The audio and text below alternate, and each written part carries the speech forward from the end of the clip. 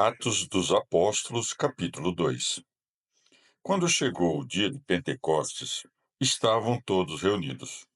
De repente veio do céu um ruído, como de vento de furacão, que encheu toda a casa onde se alojavam. Apareceram línguas como de fogo, repartidas e pousadas sobre cada um deles. Encheram-se de todos do Espírito Santo e começaram a falar línguas estrangeiras, conforme o Espírito Santo lhes permitia expressar-se. Moravam então em Jerusalém judeus piedosos, vindos de todos os países do mundo. Ao ouvir-se o ruído, reuniu-se uma multidão e estavam espantados, porque cada um ouvia os apóstolos falando no próprio idioma deles. Fora de si, pelo assombro, comentavam: Não são todos galileus os que falam? Como então os ouvimos cada um em nossa língua nativa? Partos, medos, elamitas, habitantes da Mesopotâmia, da Judéia e Capadócia, Ponto e Ásia, Frígia e Panfilha, Egito e distritos da Líbia junto a Cirene, romanos residentes, judeus e prosélitos, cretenses e árabes. Todos os ouvimos contar em nossas línguas as maravilhas de Deus. Fora de si e perplexos, comentavam: Que significa isso? Outros caçoavam, dizendo: Estão bêbados. Pedro se pôs de pé com os 11 e, levantando a voz, lhes dirigiu a palavra.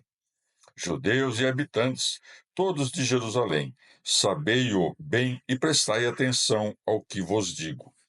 Estes não estão embriagados, como suspeitais, pois não são mais que as 9 da manhã.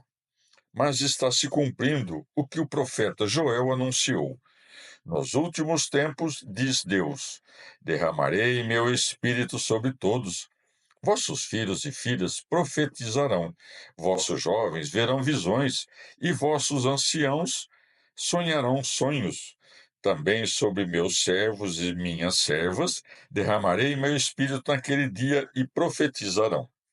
Farei prodígios em cima no céu e embaixo na terra, sangue, fogo e fumaça. O sol ficará escuro, a lua ensanguentada, antes de chegar o dia do Senhor, grande e manifesto. Todos os que invocarem o nome do Senhor se salvarão. Israelitas, escutai minhas palavras. Jesus de Nazaré foi um homem acreditado por Deus diante de vós, com os milagres, prodígios e sinais que Deus realizou por meio dele, como bem sabeis. A este, entregue segundo o plano previsto por Deus, vós crucificastes pela mão de gente sem lei e o matastes. Mas Deus, libertando-o dos rigores da morte, o ressuscitou, pois a morte não podia retê-lo. O próprio Davi diz dele: Ponho sempre diante de mim o Senhor. Com ele à direita não vacilarei. Por isso, meu coração se alegra, minha língua exulta, e minha carne descansa esperançosa, porque não me deixarás na morte, nem permitirás que teu fiel conheça a corrupção. Tu me ensinarás o caminho da vida, me encherás de alegria em tua presença. Irmãos, posso dizer-vos com toda franqueza: o patriarca Davi morreu e foi sepultado, e o sepulcro dele se conserva até hoje entre nós. Mas, como era profeta e sabia que Deus lhe havia prometido com juramento que um descendente carnal seu se sentaria em seu trono, previu e predisse a ressurreição do Messias, dizendo que não ficaria abandonado na morte, nem sua carne experimentaria corrupção. A esse Jesus, Deus ressuscitou, e todos nós somos testemunhas disso. Exaltado à direita de Deus, recebeu do Pai o Espírito Santo, prometido e o derramou. É o que estais vendo e ouvindo. Pois Davi não subiu ao céu, mas disse o Senhor ao meu Senhor: Senta-te à minha direita, até que faça de teus inimigos estrado de teus pés. Portanto, toda a casa de Israel reconheça que a este Jesus que crucificastes, Deus nomeou Senhor e Messias. O que ouviram lhes tocou o coração, e disseram a Pedro e aos outros apóstolos: O que devemos fazer, irmãos?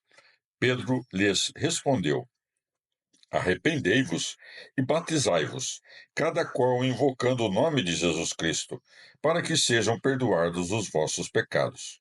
E recebereis o dom do Espírito Santo, pois a promessa vale para vós e vossos filhos e para os distantes, a quem o Senhor nosso Deus chama.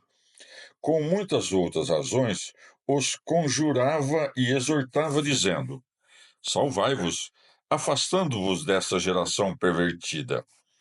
Os que aceitaram as palavras dele se batizaram, e nesse dia umas 3.000 pessoas se incorporaram. Eram assíduos em escutar o ensinamento dos apóstolos, na solidariedade, na fração do pão e nas orações. Diante dos prodígios e sinais que os apóstolos faziam, um sentido de reverência se apoderou de todos. Os fiéis estavam todos unidos e possuíam tudo em comum. Vendiam bens e posses e os repartiam segundo a necessidade de cada um. Diariamente, acorriam fielmente e unânimes no templo.